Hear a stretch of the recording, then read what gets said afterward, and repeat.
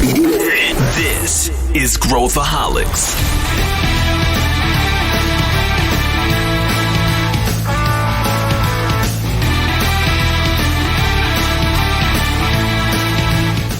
Olá pessoal, aqui é Pedro Van Gertner e esse é Growthaholics, o podcast da ACE para quem curte inovação e empreendedorismo. Hoje a gente traz para vocês um episódio que gravamos como um webinar, só que ele ficou tão bom que a gente resolveu compartilhar. Esse webinar aborda como que a gente pode oferecer uma experiência digital de excelência para os nossos clientes. E a gente vai desde empresas que são 100% digitais até empresas mais tradicionais. Espero que você goste.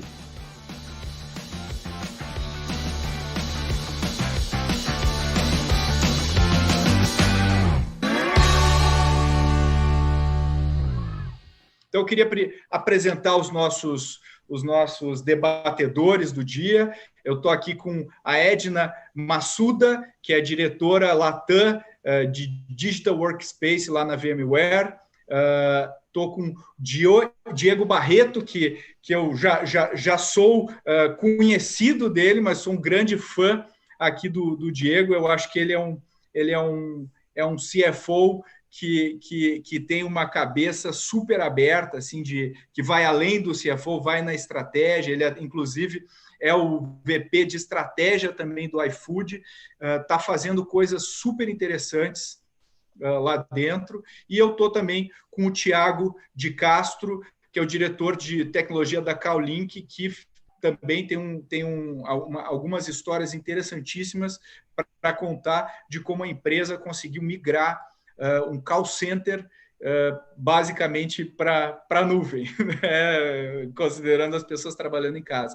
Então, eu queria abrir aí para cada um dos participantes se apresentarem com bem mais qualidade do que eu fiz, para a gente começar o nosso debate. Passo a palavra aí para a Edna. Por favor, Edna, comenta um pouquinho de você, o que você faz lá na VMware. Eu me divirto na VMware, até respondendo aqui, Pedro. Não, o fato é que é o seguinte, né? Até por que a VMware está aqui, né? Por que a Edna está aqui participando desse debate, né? Eu cuido da parte de tecnologia que toca pessoas dentro da VMware, né? O Digital Workspace é tudo que toca a gente. E aí, aqui com o Thiago é um super case aqui, é super interessante o que ele fez com o Contact Center. E a ideia aqui hoje nesse painel é a gente compartilhar essas experiências de transformação. Porque hoje em dia o que eu acredito muito é que tudo que toca a gente dá para transformar, dá para fazer melhor, dá para promover uma experiência, dá para você aplicar um propósito. Então, por conta disso, eu acho que a VMware está muito à frente nessas ideias, né, e tentando apoiar, né, várias empresas nessa jornada aqui de transformação. Obrigada pelo convite aí, Pedro. Muito legal, Edna. Passo a bola para o Diego aqui, se apresentar. Claro, tudo bem, pessoal? Pedro, obrigado pelo convite. Thiago, Edna, enfim, acho que vai ser um bate-papo muito legal aqui. Acho que eu começaria aqui dizendo o seguinte, acho que a gente está aqui para discutir o porquê que a gente está falando dessas coisas só agora. Por que a gente precisa esperar uma pandemia para discutir digitalização? Por que a gente precisa esperar a pandemia para ter um modelo de gestão que ele é muito menos hierárquico de comando e controle? Por que a gente está aqui na pandemia agora discutindo por que tecnologia para algumas empresas é tão importante? Acho que tem uma reflexão muito forte aqui, que é por que todo mundo achava que era inovador e tecnológico e agora está dizendo que está descobrindo um mundo novo, né? Acho que essa é uma reflexão muito forte que nós, como executivos, empresários, empreendedores, estagiários de qualquer empresa no Brasil precisa fazer num momento como esse. A gente sai muito mais forte, mas porque a gente tinha uma fraqueza muito grande, né? Boa, excelente. Thiago, conta de você aí, cara. Olá, pessoal. Prazer, Thiago Castro. Boa noite para todo mundo. É um prazer estar aqui com essa equipe alta performance aqui. E eu brinco que eu até antes da pandemia eu trabalhava num contact center, num call center, mas durante a pandemia eu descobri que eu trabalho realmente numa empresa de relacionamentos. Que aqui a gente teve que se reinventar, né, em todo sentido, aprender a se relacionar, né, com o nosso colaborador de uma forma diferente, aprender a se relacionar com as pessoas nas casas delas sem um contato próximo, que é uma coisa que a gente tem muito dentro do contact center. Então, a ideia aqui é compartilhar um pouquinho do que a gente teve a oportunidade de aprender e viver aqui com toda essa transformação aí que aconteceu durante esse momento. Legal. Eu vou começar pegando, inclusive, a provocação do Diego aí, que eu achei excelente para a gente começar o debate. E eu queria, bom, todos os três aqui, eu, inclusive, todos os quatro, estamos trabalhando muito aí durante esses meses, né? E vivemos num mundo, até então a gente falava de métodos ágeis e o pessoal podia escolher se utilizava ou não métodos ágeis. Agora está no mundo ágil, a gente não sabe o que vai acontecer daqui a um mês, todo mundo tem que ser ágil, né? Então, e aí vem a provocação que eu acho super legal que o Diego fez, de, poxa, quando a gente ia no evento, né, Diego, antes lá, vamos imaginar o ano passado, novembro, vai uma rodada de executivos, quem é que está fazendo transformação digital? Eu, todo mundo está fazendo programa de aproximação com startup, está todo mundo muito bem. Aí o nível da água está aqui. Quando baixa o nível da água, descobre que está todo mundo exposto. A minha pergunta começa aí para você, e eu também daí compartilho para os demais debatedores, primeiro, por que você acha que isso acontece? E segundo, conta um pouquinho da tua jornada nessa crise toda, qual foi o liquidificador que você entrou, aí como é que está a sua visão agora mais distante, né, de tudo que aconteceu até agora, a gente já entrando... eu prometo que eu não vou dizer a palavra começa com N, né? Já entrando numa realidade mais próxima do que a gente deve viver daqui para frente. Então, assim, o que você vê? Pedro, para o teu primeiro ponto, assim, por que a gente, né, constata isso que você mencionou? Porque o Brasil é uma sociedade de pessoas com baixíssima capacidade de autorreflexão. Por que isso? Porque somos uma sociedade aristocrata, somos uma sociedade elitista, somos uma sociedade extremamente hierarquizada, e no momento em que você tem essas estruturas sociais que funcionam assim, eu sou eu e você tem que me respeitar. Esse é meu sobrenome, esse é meu cargo, eu sou rico, você é pobre, eu sou branco, você é negro. Essa é a realidade de um país em que a sociedade é extremamente hierarquizada, infelizmente.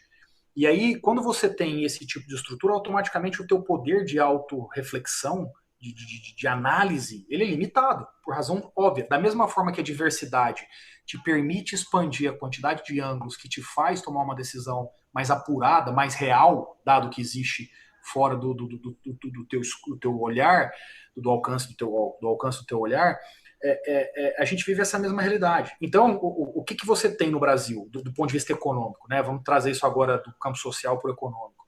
Um país com baixíssima competição, essa é a realidade. Quem acha que o Brasil tem muita competição, dá um pulinho na China e nos Estados Unidos e vai entender o que é competição. Aqui se tem 5, 6 empresas, que cada 5, 6 grupos de empresas dominam um bloco de cadeia de valor nas indústrias no Brasil, e elas estão aí há 60 anos, e estão felizes, porque elas estão tirando o dinheirinho delas.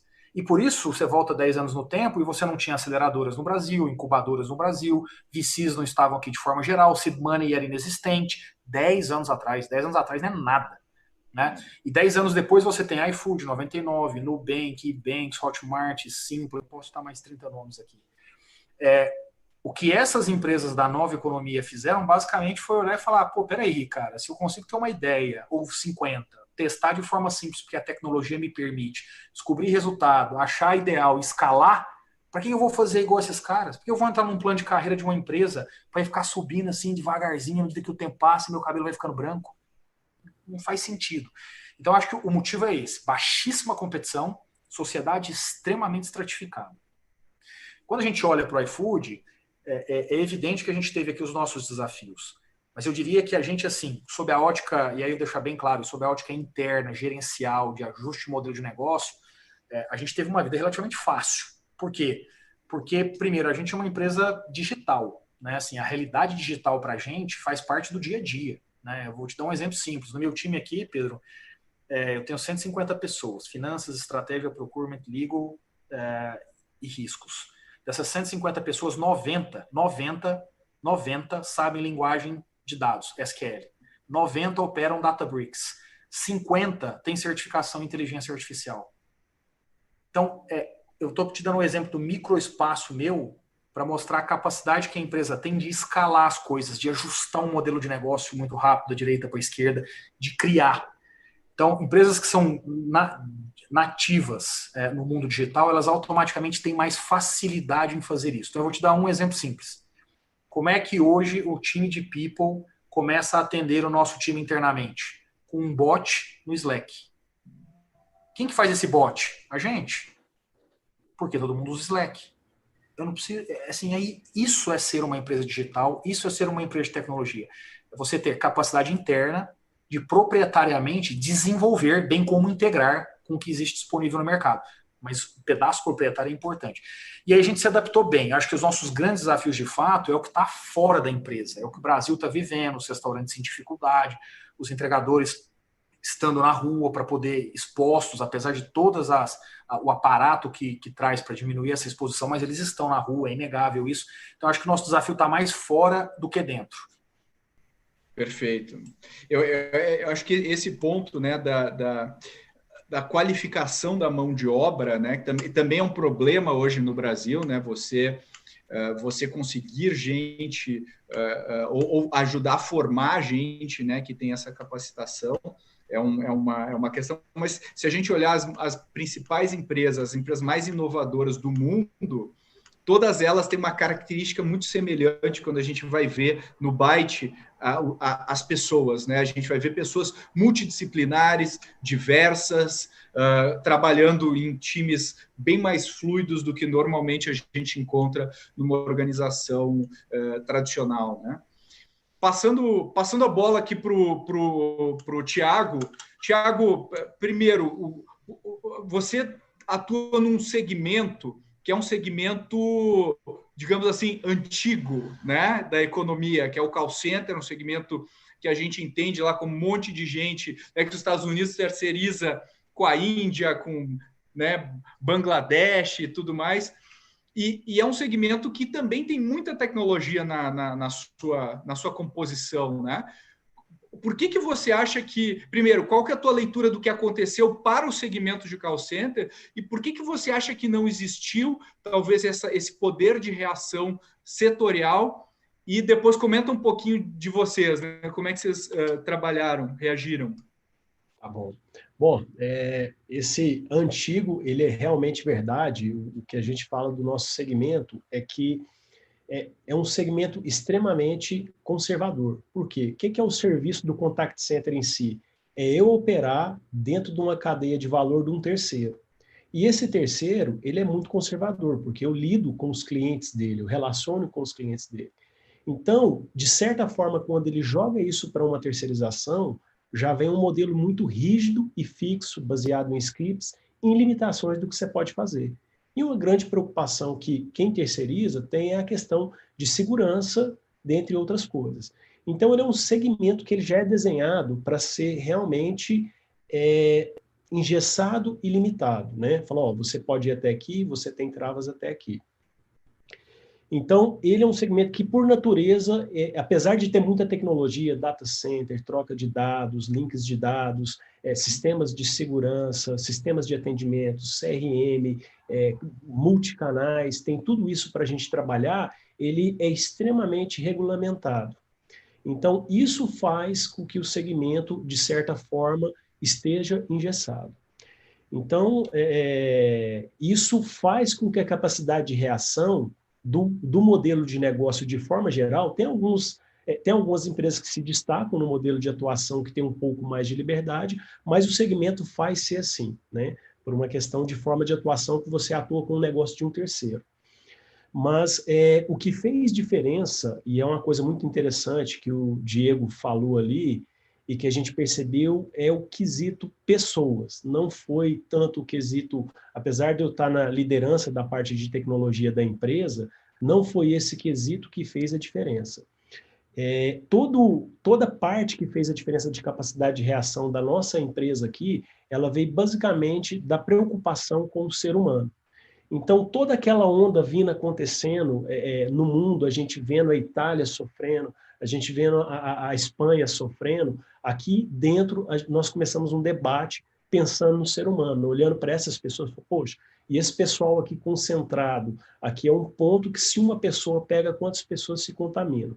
Então, antes disso chegar e virar uma onda no Brasil, nós começamos com essa preocupação com o ser humano. E aí começamos a discutir, falar, poxa, mas nós temos um segmento extremamente conservador, como que os nossos clientes vão reagir? E aí nós fomos em busca da questão da mobilização, tanto para o sentimento do ser humano, quanto para o sentimento do negócio. Então a gente pegou alguns cases, por exemplo, de alguns contact centers que a gente viu, de cases que como eles atuaram na Itália, como eles atuaram na Espanha, e trouxemos isso e pegamos os nossos principais clientes, que é segmento de telecom e de bancos, que são extremamente conservadores e muito seguros, e levamos e explicamos para eles, apresentamos, esse é o cenário, esse é o tipo de contaminação que tem, essas são as informações que a gente tem da nossa equipe médica. Então, assim, é uma questão humanitária pôr essas pessoas para trabalhar em segurança. E aí, essa segurança é tanto uma segurança para a sociedade, quanto para os nossos colaboradores, quanto para os negócios. Então, a gente foi com esse modelo de negócio para os nossos clientes que são extremamente conservadores, eles envolveram suas áreas de segurança e a gente, antes de começar tudo isso, a gente fez o que a gente chama de célula piloto dentro da empresa. Nós criamos um espaço isolado, contratamos internets residenciais e colocamos algumas pessoas para trabalhar em locais isolados dentro da empresa, como se elas estivessem na casa delas. E aí a gente pegou algumas tecnologias que permitiam segurança, apresentamos essa segurança para os nossos clientes, tá? Falou assim, olha aqui, essa pessoa está numa internet residencial, olha o tipo de acesso que ela tem.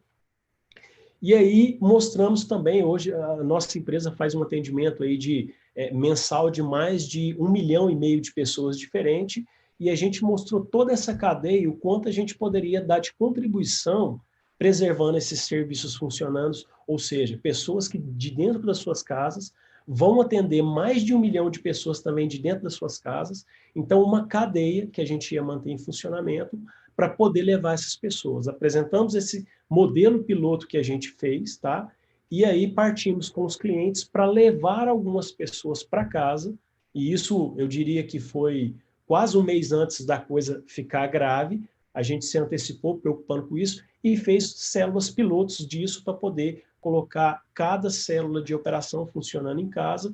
E aí, quando chegou o momento da notificação, como a gente já tinha rodado todo o processo se preparado, as áreas legais dos nossos clientes deram ok, porque tinham segurança no nosso modelo, e aí a gente partiu, né, para levar os nossos agentes para casa. Mas não foi brinquedo fazer isso, porque... Quantos são? Quantos agentes ao todo?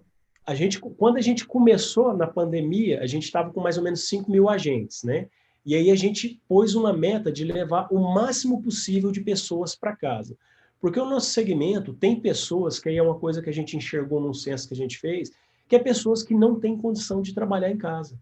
Então você pega uma pessoa, aquela pessoa fala assim, olha, eu não tenho condição de trabalhar em casa. Ah, por quê? Eu moro num lugar aqui, que é cachorro latindo o tempo inteiro, eu não consigo trabalhar e tudo mais. Então a gente teve que fazer toda uma dinâmica de esvaziar o call center com todo mundo que tinha condição de trabalhar em casa, tinha pessoa que não tinha internet em casa, para algumas que era grupo de risco, inclusive a gente teve que providenciar equipamento para a pessoa levar para casa, levar o equipamento e contratar a internet para essas pessoas. Então teve toda uma dinâmica que o nosso vinha até de espaço físico, porque temos pessoas batalhadoras em início de carreira que não tem uma estrutura em casa que comporta trabalhar em casa. Então a gente levou o máximo de pessoas possível para casa e a gente fez esse movimento em mais ou menos uma semana, foi uma loucura. Levamos mais ou menos 2.500 pessoas para casa em uma semana. E esse foi o movimento mais tocante para mim da empresa, que é uma coisa que, de novo, o Diego fala ali, e eu fico impressionado sempre quando fala de uma empresa digital, que é uma empresa que não tem silos, não tem departamento. Nesse momento, nessa empresa nossa, que é uma empresa de segmento tradicional, aconteceu isso.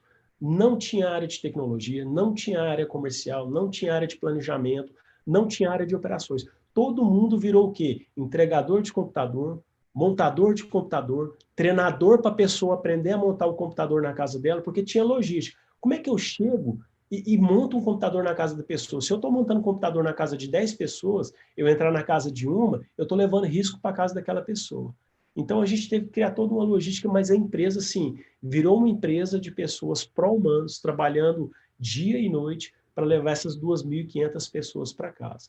Então eu acho que o que movimentou isso acontecer no nosso segmento foi a preocupação com o ser humano e com a cadeia que a gente atua, o número de pessoas impactadas, e poder antecipar aquilo que poderia vir acontecendo, olhando para o mercado, o que estava acontecendo, e pegando os nossos clientes e mostrando que isso poderia ser feito com segurança. Não, o que eu achei mais legal, eu até vi um vídeo até de funcionários de vocês, né, mostrando o home office deles, né? Você vê assim que tem pessoas que são mais humildes e não tinham mal uma sala para poder conversar. Né? E aí tem depoimentos até de gente que os clientes aceitavam, às vezes, um cachorrinho latindo ali no fundo, um bebê chorando, tal. Então, assim, você via que realmente existe um engajamento muito forte dos funcionários para tentar viabilizar esse projeto, e também essa questão da solidariedade, que aqueles realmente que não tinham condições de trabalhar em casa, né, eles poderem trabalhar na empresa de uma forma segura. Isso foi super legal. Mas ele mencionou uma coisa que é super importante, né? Quando você mobiliza isso, e eles que são terceirizados, se você não dá um nível de confiança na tecnologia que você está colocando, né, e não blinda, não dá uma segurança para quem está contratando eles, isso fica inviável. E de verdade, né, talvez para as outras empresas que contrataram, eu falo assim, contratei um nível de serviço. Você tem que atender os chamados da minha empresa. É tão simples quanto isso. Então, eu acho que teve uma mobilização desses clientes, eles também buscarem tecnologia para viabilizar, e também as pessoas, né, o próprio time ali, os funcionários também engajados para fazer dar certo. Foi uma história linda, Thiago, parabéns. E uma coisa interessante nessa de movimentação, a gente conseguiu chegar a um nível de segurança junto aos nossos clientes, que nem eu falei, quando a gente começou pré-pandemia, a gente estava com 5.000 funcionários. Agora a gente já está com com 7.500 funcionários, e a gente, durante esse processo que a gente fez isso, o que aconteceu? Alguns serviços, a gente sabe que por conta de pandemia, como turismo, caiu lá embaixo, mas serviços que fazem as pessoas ficarem em casa, eles tiveram alta. E um dos serviços que a gente trabalha muito com os nossos clientes é a parte de venda de TV a cabo, internet em casa. E internet em casa, as centrais de quem vende internet, assim, se você olhar o que aconteceu com as centrais de atendimento em todos os canais, é um volume descomunal. Então, esse crescimento que a gente teve aí de quase 50% nesse período, foi basicamente esse aumento de volume de demanda nessas centrais, e os nossos clientes nos procuraram com outro desafio, não era só deixar mais o negócio funcionando. A gente teve que colocar 2.500 funcionários contratados em modelo home office adicional, tá? E aí veio outro negócio, porque uma coisa era colocar os meus. Eu tive que aprender, a gente teve que aprender como empresa o quê? Selecionar a pessoa de forma digital, fazer a avaliação de forma digital, fazer um processo médico de forma digital. Então, aprender um processo para treinar, capacitar e qualificar 2.500 pessoas dentro de um mês num processo digital também foi outro desafio para crescer. Muito legal. Deixa eu pegar um gancho aqui agora com o Diego. O iFood, imagino que também tem a central de atendimento do iFood também seja bastante atribulada nesse período, né?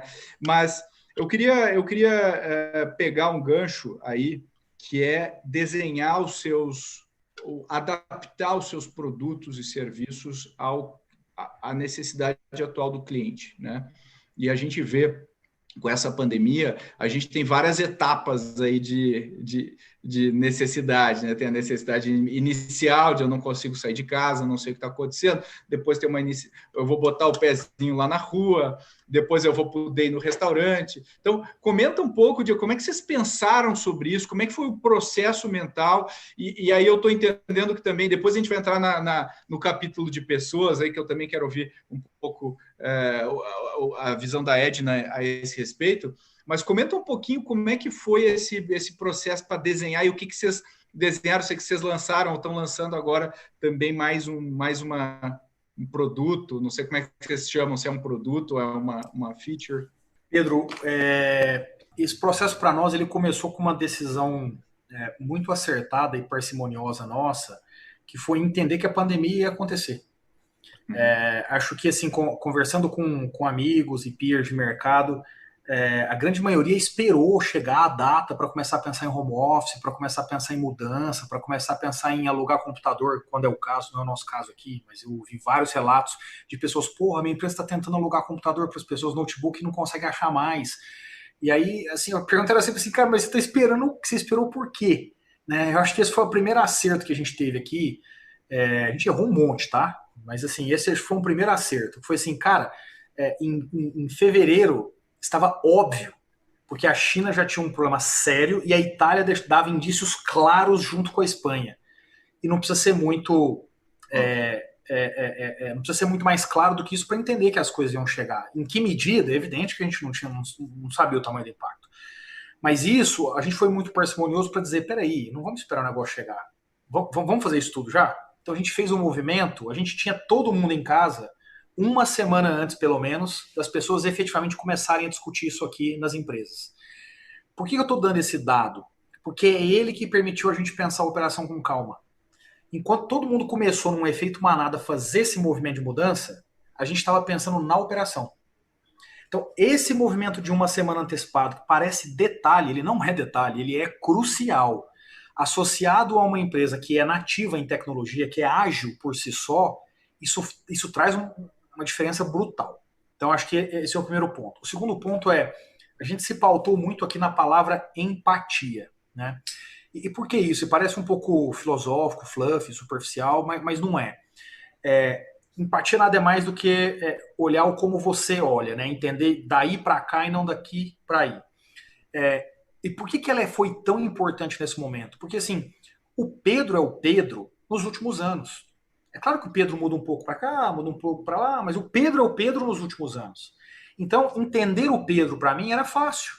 Porque nos últimos anos eu estou olhando o Pedro, eu sei quem é o Pedro, o que ele gosta, quando ele fica bravo, quando ele estressa, quando ele briga, quando ele dorme, eu sei disso.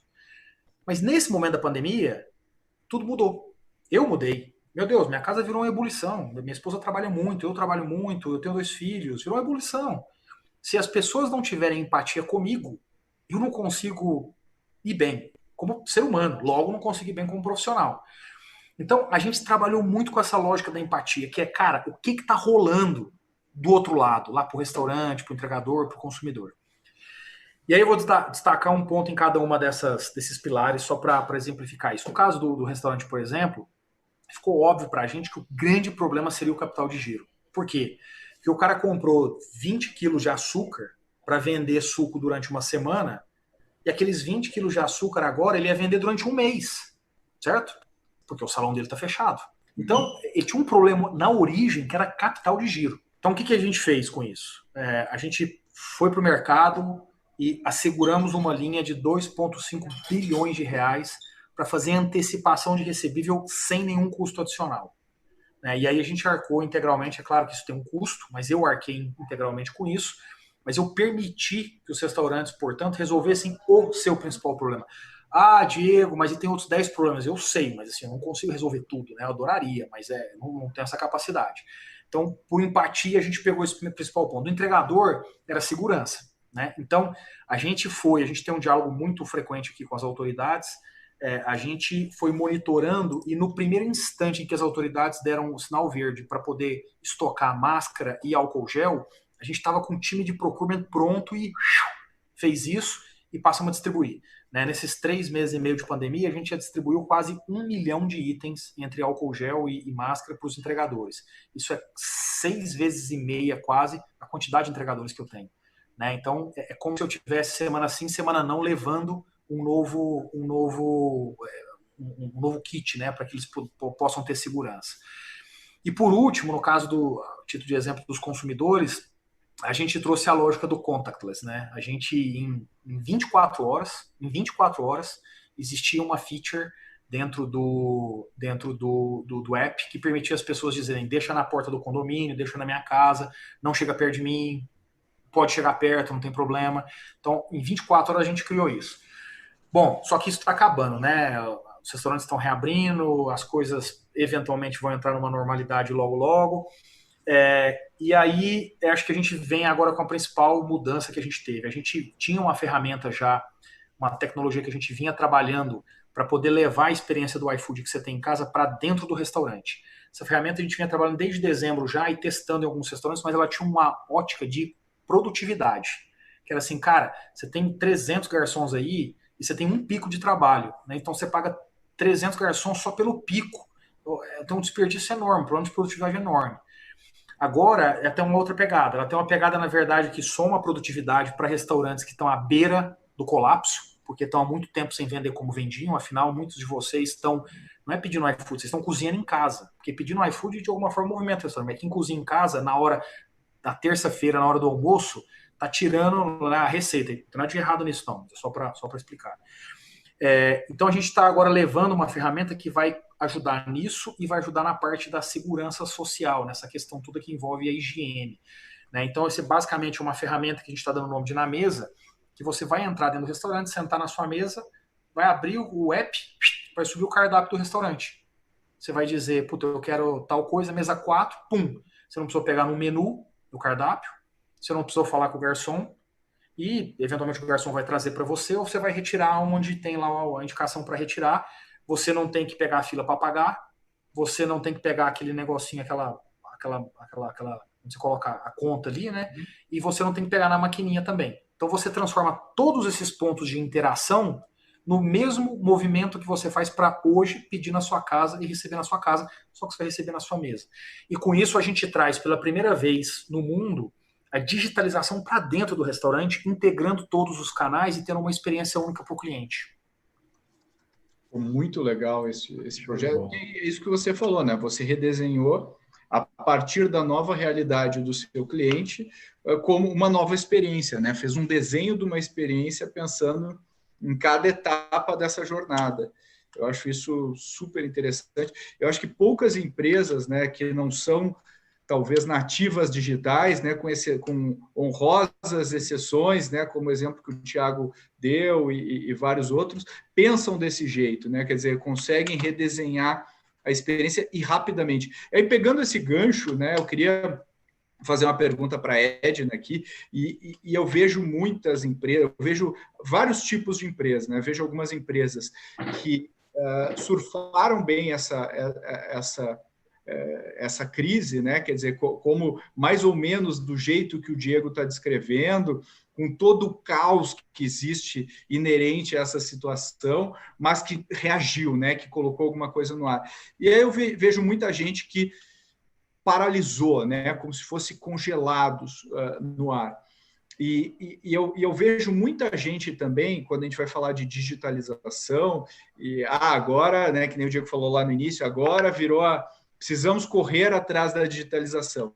E eu não acredito na digitalização pela digitalização, né? A digitalização sempre tem que ter alguma razão por trás dela, né? Senão, as respostas que a gente recebia vazia naqueles eventos, não, estou fazendo a digitalização, não necessariamente estava. Então, eu queria te perguntar, Edna, você que vive isso em várias empresas, imagino que a demanda tenha dado um pico aí nos últimos meses, né? Porque está todo mundo querendo ver como migra para nuvem, para home office, para, né, enfim, picos em tudo, né? Que é volume de acesso. Como é que você vê, dentro do seu ponto de vista, essas diferenças entre reação das empresas e como a gente pode entender isso de uma maneira mais clara?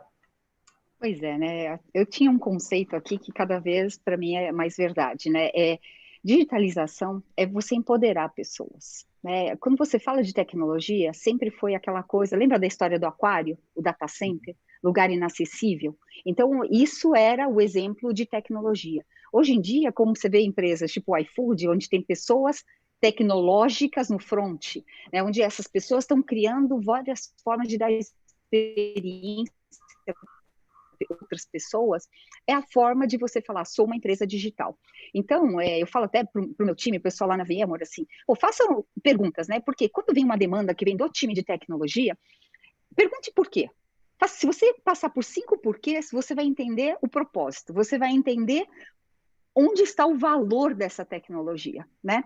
Então, quando você ver uma situação, quem estava mais ou menos preparado, por exemplo, o Diego falou, poxa, é uma empresa já de tecnologia, toda a sua plataforma, muita coisa na nuvem, eles desenvolveram muita coisa, então é uma tecnologia já leve e mais moderna, né? Então é muito mais fácil você virar e falar assim, poxa, trabalhem de casa, tal, é simples. Quando você vê a situação do Thiago, que é extremamente complexa, por quê? Porque por trás disso ele tem clientes que já eram muito amarrados, muito mais travados, para ele fazer essa transformação custa um pouco mais. Mesmo porque a gente não sabe se esses aplicativos são aqueles dinossauros lá do passado, a forma que foram desenvolvidos. E você não consegue entregar isso com segurança. Então, são casos e casos. Mas eu virei universidades no final de semana, e aí falando 4.000 professores de universidade, tendo uma plataforma segura para poder trabalhar de casa e dar suas aulas e ninguém perder o ano, perder aulas de laboratório, universidades federais podendo oferecer aulas de laboratório, que são muito mais complexas. Então, cada caso é um caso. Agora, quais foram aquelas que se deram bem? Aquelas que agiram rápido e não tiveram medo de errar, Pedro. Então, quando você começa a criar um clima, né, assim, poxa, temos um problema, o problema é da empresa como um todo, e os funcionários começam a reagir de uma forma, poxa, por que a gente não faz isso? Pô, vou pegar o meu computador e vou levar para casa, posso levar? Aí o cara de tecnologia, não, você não pode, porque isso aqui tem que ficar aqui dentro, eu não consigo te entregar. Mas começa uma discussão saudável de buscar solução. Essas empresas conseguiram reagir. Eu escutei, assim, casos de, olha, hoje é o que eu tenho para te dar. Como o Diego comentou, né? Pô, você não alugou equipamento, você não comprou. Gente, esse negócio da pandemia começou lá na China, que são os caras que fabricam todos os insumos para você montar um notebook. Uhum. Então, começou a faltar notebook no mundo inteiro. Você não tinha notebook para comprar e botar as pessoas. O que as empresas fizeram? Courrier, pega o desktop, leva para casa, te dou uma conexão segura e é o que tem para o dia. Mas agora você vê que o negócio já está diferente. Por quê? Porque as empresas já estão repensando em como é que vão entregar a tecnologia e vão empoderar esses funcionários. Então, a mensagem aqui, Pedro, é entregue tecnologia para os seus funcionários. Deixe os seus funcionários terem o poder de fazer coisas, de trabalhar, dar uma experiência melhor para os seus clientes e para ele mesmo. Ele vai estar feliz da vida, vai produzir muito mais. E esse foi o grande aprendizado dessa crise que a gente passou. Né, que é possível. Pegando esse teu gancho, Edna, eu queria abrir para vocês, né? A gente tem uma frase que eu não me recordo, acho que foi do Gary Hamel, e ele fala que numa pequena crise o poder vai para o centro, né? O poder decisório vai para o centro. Numa grande crise ele vai para a extremidade. Ele vai para quem tem contato lá com a linha de frente e tudo mais. E eu acho que muitas das soluções que a gente vive, que a gente vê hoje, não vem lá do líder supremo tomando né, eu acho que a gente tem que ir para esse caminho. E muito mais olha só, cara, eu estou atendendo as ligações aqui, eu estou vendo isso aqui pode ser... E eu faço uma pergunta para quem quiser pular aqui nessa resposta. Como é que vocês acham que, de fato, as empresas que conseguem ter essa descentralização, e aí respeitando aquilo que o Diego falou, de também tenho que ter matéria-prima que permita fazer isso, condições, né, para fazer isso, como é que vocês veem esse empoderamento da ponta e como que a gente consegue obter esse nível de comprometimento das pessoas no entendimento de vocês? Talvez o Thiago possa começar falando um pouquinho da experiência dele, eu acho que seria legal.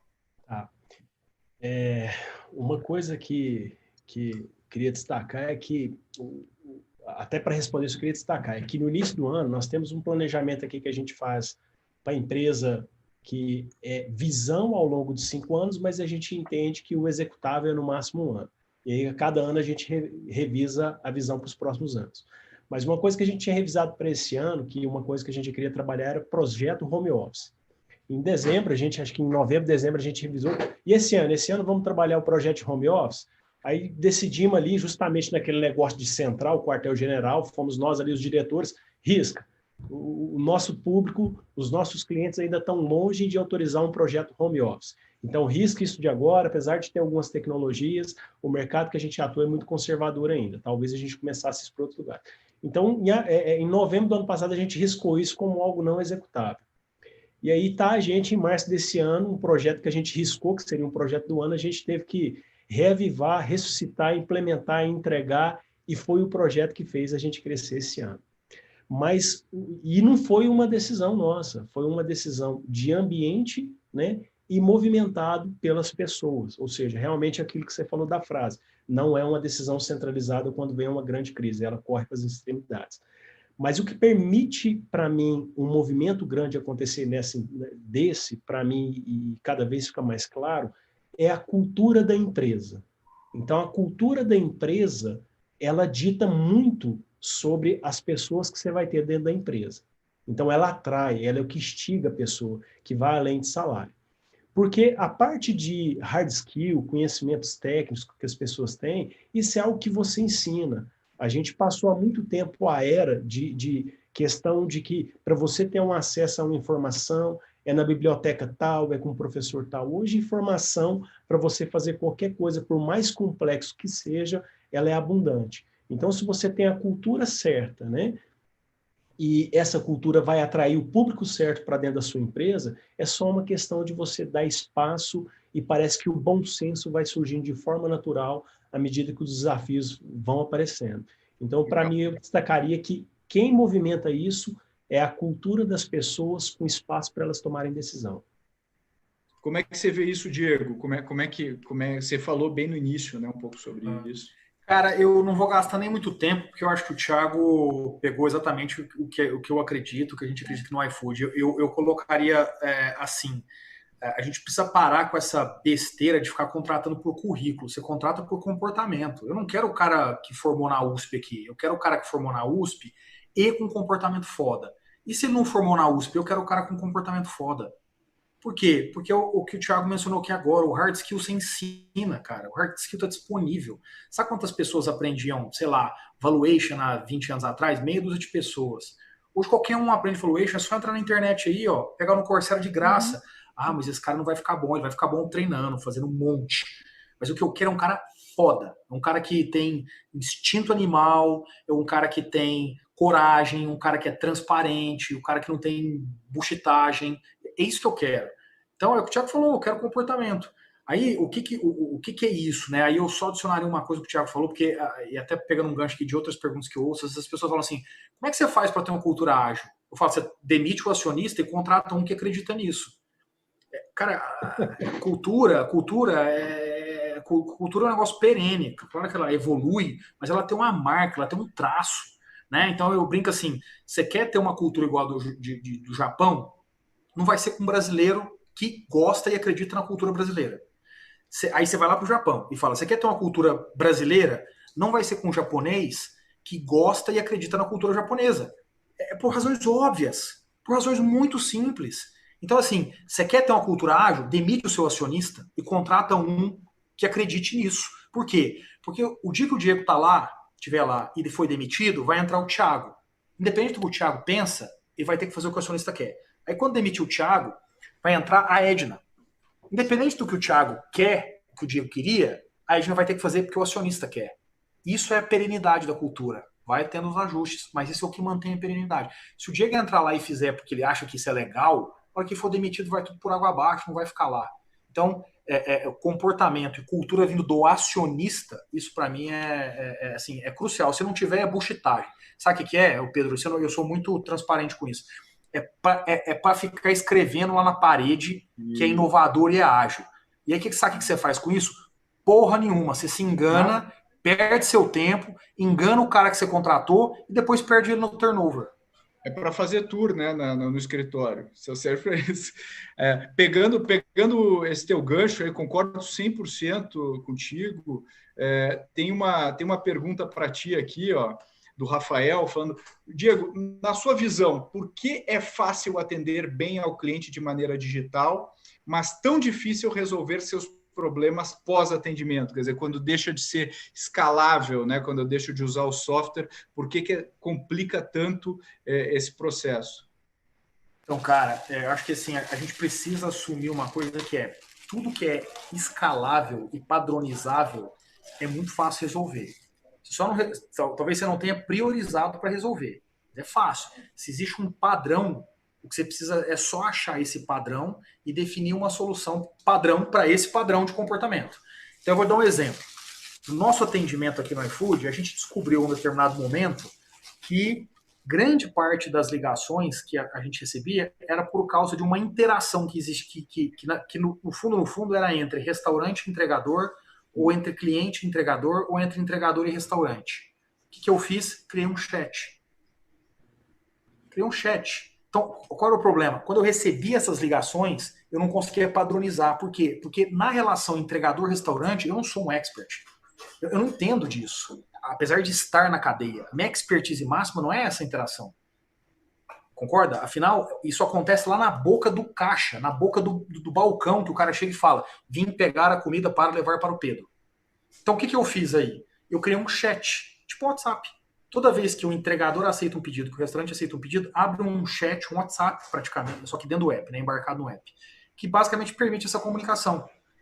Sabe com o meu índice de solução desses problemas? 99,99999%. Então, quando eu não consigo padronizar aqui, eu tenho que achar uma solução não padronizável. Criar um canal de comunicação é uma solução não padronizável, porque as interações que existem ali não tem padrão nenhum. Um dia um pneu que furou, o cara atrasa 5 minutos. Um dia o cara foi no McDonald's da Faria Lima, mas era no da Juscelino, e por aí vai. Todo o restante que é padronizável, eu trago para dentro de casa e a tecnologia resolve. Então, onde eu quero chegar aqui? Como é que você resolve? Você resolve pensando fora da caixinha. E resolver pensando fora da caixinha é literalmente testando coisas que você sempre acha que não dá, que não funciona. Esse caso do chat, a gente sempre achava, sabe o quê? Que o cara nunca ia entrar no chat e ficar usando. A gente falou, vamos testar. Testamos, deu certo, escalei. Não é padronizado. Se você tentasse arbitrar essa relação, ia ser muito mais complexo e ineficiente. Eu ia querer criar um padrão para o que não é padronizado. Um dia pode ser, mas hoje não é, né? Porque são diferentes problemas os que acontecem. Muito bom. E com certeza, Diego, a experiência seria ruim de qualquer forma, né? Por quê? Porque você consertou um problema, que você está evitando vários problemas lá já na raiz com tecnologia, tá perfeito. Edna, pegando aí a tua participação, tem uma pergunta para ti aqui do João Paulo. Ele fala assim: Edna, como tu tem visto a educação mais tradicional se movimentando nesse momento? Tu comentaste de universidades que já estão oferecendo aulas em laboratório, mas sabemos que o modelo de educação é de 1900, o que é um grande choque e certamente terá outra ruptura. Como tu acreditas que será a nova dinâmica pós-pandemia na utilização da tecnologia para a educação? Essa eu até vou anotar a sua resposta, Edna. Nossa, essa é ótima. Eu já tive conversando com uma pessoa de tecnologia, um reitor, até foi numa universidade fora, tá? Foi uma universidade na Colômbia, que eu tive o prazer de conhecer pessoas brilhantes lá. E o que eles estavam falando? Primeiro, que essa educação tradicional aqui, ela é muito engessada e já não tem fit para os novos profissionais para o mercado. Então, o Diego, quando ele fala que ele quer esse múltiplo skill também, né? Então, um cara que entende de tecnologia, entende de direito, vai cuidar da parte de segurança, fraude. Então, assim, você precisa de um mix de formação hoje em dia dos alunos que não é o que o MEC autoriza fazer. Então, quando você começa a falar dessas carreiras, o que você é? Engenheiro. O que você é? Administrador de empresa. Isso aqui precisa cair. Só que isso é regulamentado. E aí o governo anda muito devagar. O que eu vejo com tudo isso é que, primeiro, a demanda de profissionais no mercado já está diferente. Os alunos já estão super digitais e falam: eu não quero seguir um currículo normal, eu quero ser um ser diferente. Isso já está mudando muito. Então, no lugar de você perder tempo, fazer uma graduação, depois fazer uma pós-graduação, você buscar outras especializações para você estar apto a fazer o que você gosta, né? Assim, está cada vez mais difícil segurar. Então, conversando com até esse reitor dessa universidade, o que ele falou é que eles estão tentando influenciar o governo, né, as autoridades de educação, porque ainda são regulamentados, a flexibilizar o currículo. Você tem poucas matérias básicas, mas você não tem que sair de lá com um rótulo, sou engenheiro, né? Eu tenho uma grade aqui de formação que está apto a fazer o que eu gosto. Então, se o cara adora falar sobre segurança cibernética, ele quer fazer algumas matérias de direito, ele quer fazer matérias de tecnologia, eventualmente rede de comunicação, e ele vai ser um ser diferente. E ele vai estar pronto para ir para o mercado com uma coisa que ele gosta de fazer. Então, é esse movimento que eu acho que realmente precisa acontecer, onde os alunos possam selecionar ou ter pelo menos um pouco mais de flexibilidade para montar o seu currículo e ser um ser diferente. Eu quero ser isso. Eu acho que está muito mais para essa linha. Porque tecnologia, infelizmente ainda, não é uma matéria obrigatória para todas as profissões, né? Essa foi a outra discussão que nós tivemos. Hoje eu vejo meus filhos, né? A formação técnica deles ou tecnológica é a formação de uso, que é ótima, tá? Mas aí eles vão numa universidade hoje em dia e que mal tem tecnologia para entregar para eles. É triste isso. É complicado, mas é a nossa realidade. Eu acho que cada um aqui tem a questão de se posicionar e começar a pleitear aí uma transformação aí na educação, né? O Brasil está muito longe disso, tem países que estão mais à frente. Para a gente encerrar aqui o nosso debate, eu achei super interessante isso que você falou, Edna. Eu venho de educação também, gosto muito de educação, sou professor há bastante tempo, e eu sempre fico pensando como que a gente pode rever, né, ou desafiar esse modelo. Eu acho que esse momento de ruptura é bacana, né, para a gente pensar nisso. Uhum. Agora, só queria fazer uma palavra final aqui com cada um de vocês, e pode até começar com você, a gente já estava com a palavra. Como é que você vê...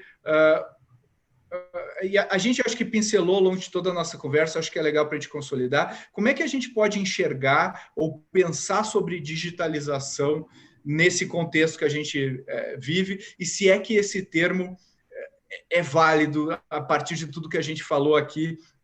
Como é que você vê isso, Edna? Depois eu passo a palavra para o Thiago e para o Diego finalizarem também. Tá, eu vou falar até no sentido de funcionários, né? Então, quando a gente começa a falar de pessoas, né?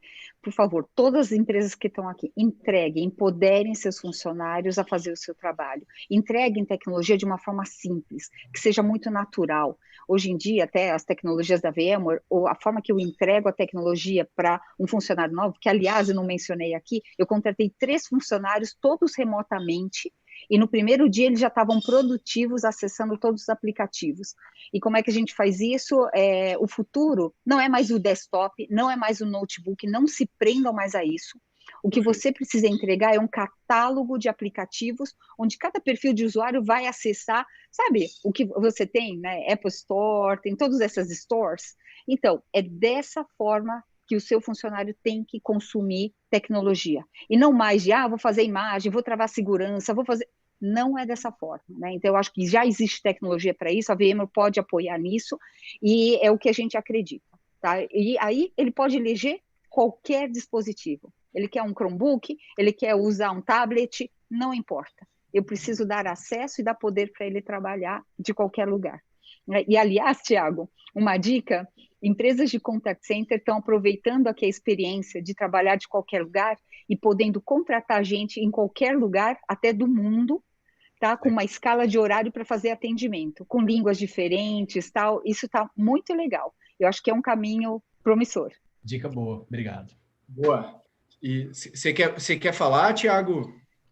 Eu vou seguir aqui, acho que para pensar na digitalização, um ponto crucial que a gente pensou muito aqui, e é interessante, é que muita coisa que são boas ideias, coisas que vão mover, né? E aí eu até brinco, mover a humanidade para frente.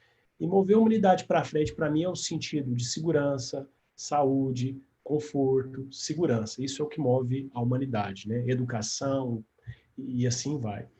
É que muitas coisas que a gente tinha como paradigma, que quando a gente começava a pensar, muitas vezes parece que a gente colocava os problemas maiores do que eles são, né? Então, tirando toda a parte de cultura, empoderar as pessoas, o que eu diria é ter menos medo dos problemas, entender que isso é parte natural do processo evolutivo. Então, uma frase que num ambiente de digital, como na iFood, já tive em algumas palestras, tive o prazer de ver, falar, erra rápido, realmente é mais do que o erra rápido, o erro é parte do aprendizado, vive ele. Olha muito mais para os benefícios em que estágio que você vai estar. Então, para o segmento que eu atuo, que é muito conservador, é passar a considerar o problema como parte integrante do aprendizado e da evolução. Mesmo que dê 100% errado, foi 100% de experiência válida para o seu próximo step.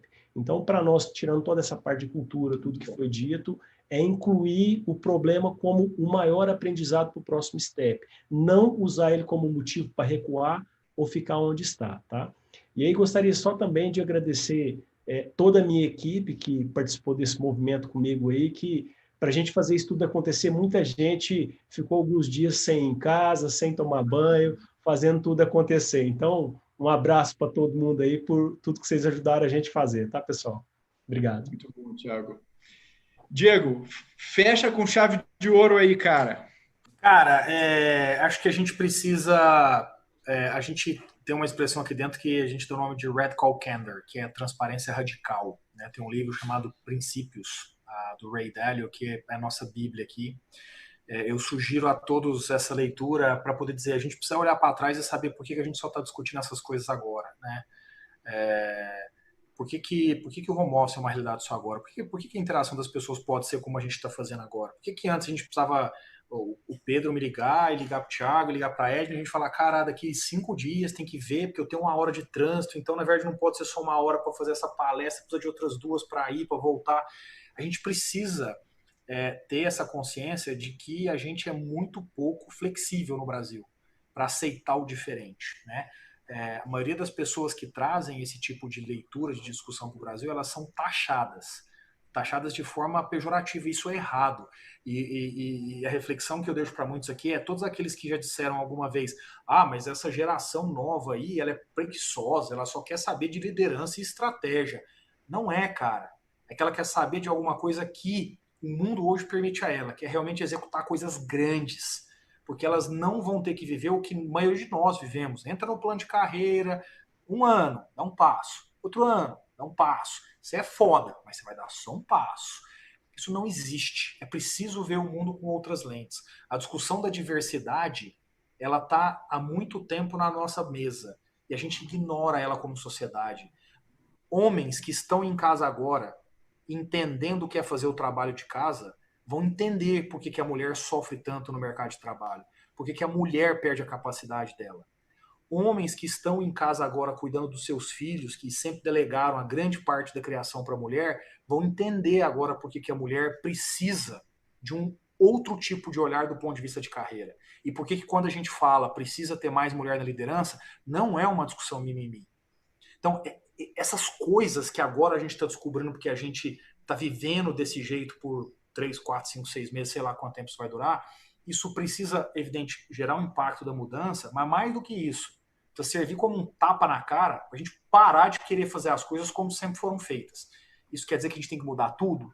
Não. Isso quer dizer que a gente tem que testar, ver o resultado e, se precisar mudar porque o resultado é bom, mudar. Cumpriu, Diego. Terminou com chave de ouro nosso debate. Concordo muito com você, concordo, aliás, com vários pontos aí que a gente discutiu, debateu. Passou rápido, passou voando essa hora. Eu queria agradecer aí os nossos debatedores, queria agradecer você, Diego, pela sua participação. Sei que a sua rotina está complicada. Thiago, muito obrigado aí pela sua participação. Parabéns pelo teu case, muito bacana. E Edna, valeu, acho que teus insights foram super, super importantes. Aqui, termino com a frase da Fernanda, que está assistindo aqui, que comentou: que palestra maravilhosa, nos faz pensar fora da caixa totalmente. Acho que a gente cumpriu o nosso objetivo aqui. Então, obrigado a todos vocês, nos vemos no nosso próximo debate.